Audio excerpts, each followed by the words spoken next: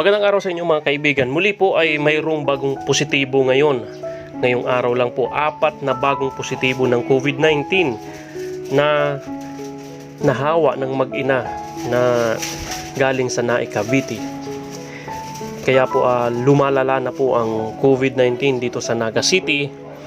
At ito po ang sulat na ginawa ng DOH. Babasahin ko po sa inyo para po maintindihan nyo po.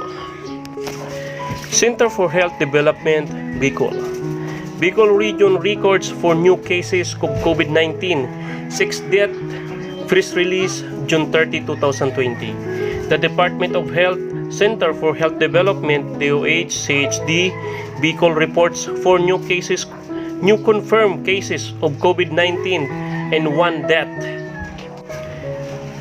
The total number of COVID-19 confirmed cases recorded in Bicol region is now 114. Active cases are 30. The 111th and 112th case of COVID-19 in Bicol region are both from Naga City and close contacts of patients with local codes Bicol 91 and Bicol number 92. Bicol number 111 is a 39-year-old Filipino male who is construction worker, while Bicol 112 is a 19-year-old Filipino male who is a laborer. Both are asymptomatic and are quarantined. The 113 case of COVID-19 is a 23-year-old Filipino male whose permanent address is Gubat, Sorsogon. He currently resides in Sorsogon City, his case count is in the city. He has a travel history from Cebu City. Bicol number 113 first experienced symptoms on June 21, 2020 and is admitted. An 83-year-old Filipino female from Gubat, Sorsogon is the 114th case of COVID-19 in Bicol region. She had a travel history from Quezon City. She first experienced symptoms on June 26. Same day she consulted, she was admitted at Metro Health Hospital in Sorsogon. She died on June 29, 2020 and was cremated immediately as a safety precaution.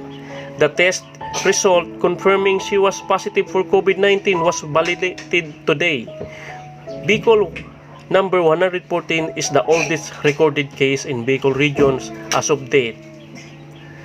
She is also 6 COVID-19 related deaths recorded in region. The DOH Bicol extends its condolences to the family and friends of Bicol number 114.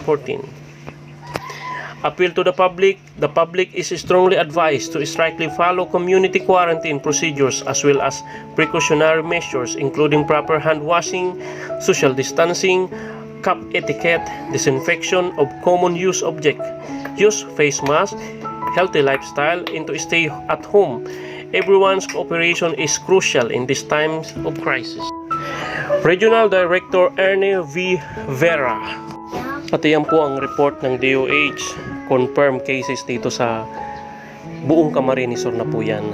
Ngayon po dito sa Naga City ay lumalaga na po ang COVID-19 sapagkat marami pong nahawa at yung iba daw pong nahawa ay laborer, nakiinuman sa mga kaibigan. Kaya ngayon po ay marami pong tinitrace at inoobserbahan na tao na nakasalamuhan nila. Kaya po nagre-request ang LGU namin na kung pwede ay ang lahat ng nakasalamuha ay i-rapid test o kaya ay payagan na i-swab test para po malaman agad para makwarantin sila at hindi na kumalat pang ang COVID-19 dito sa Naga City. Iyan po ang nire-request ng LGU dito sa Naga City.